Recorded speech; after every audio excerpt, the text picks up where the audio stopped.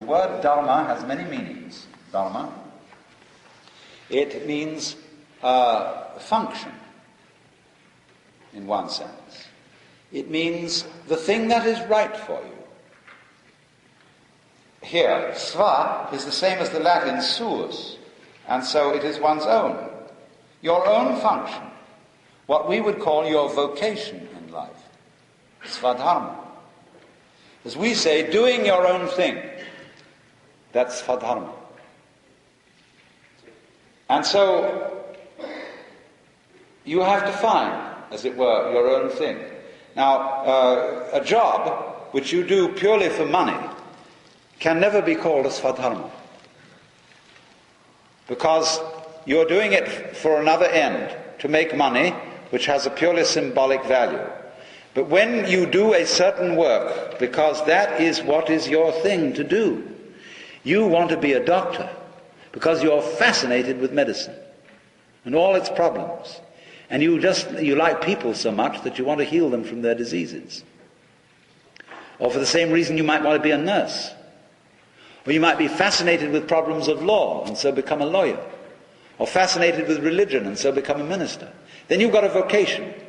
Because you would do that thing whether it paid you very much or whether it didn't. Because that's the one thing you have to do. If you're a painter, you have to paint. If you're a writer, you're one of those crazy people who just has to write. I'm a writer. I have to write. Whether it makes me money or whether it doesn't, I would still have to be a writer. So that's a svadharma. And every person's vocation in caste is supposed to be your thing, your svadharma. But we feel in our culture, you see, that we have such a tremendous choice of svadharma that sometimes it's what the French call embarras de richesse. It's like embarrassment of riches when you're confronted with one of those enormous menus in a restaurant which has so many things on it you can't make up your mind which to pick. Well, now then, you see, as a person passes out of this, he gives up the social order and becomes a nobody. He then, in that sense, he goes back to the forest.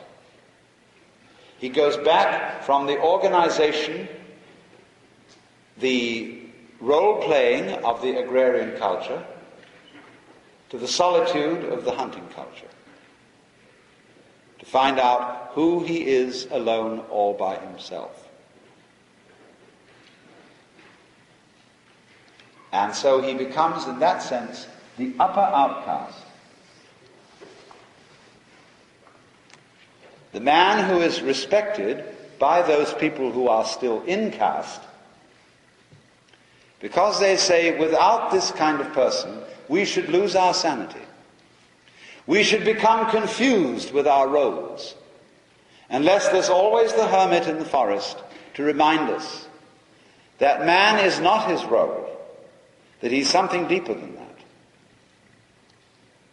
And that the true end of man is to play the game of hide and seek for a while and to get lost in these roles, but then to return back to nature, back to the way of the forest, and in later life, as distinct from infancy, with all that experience behind him, find out again who you really are, so that when death comes, what a funny thing will happen. Death comes and will find no one to kill.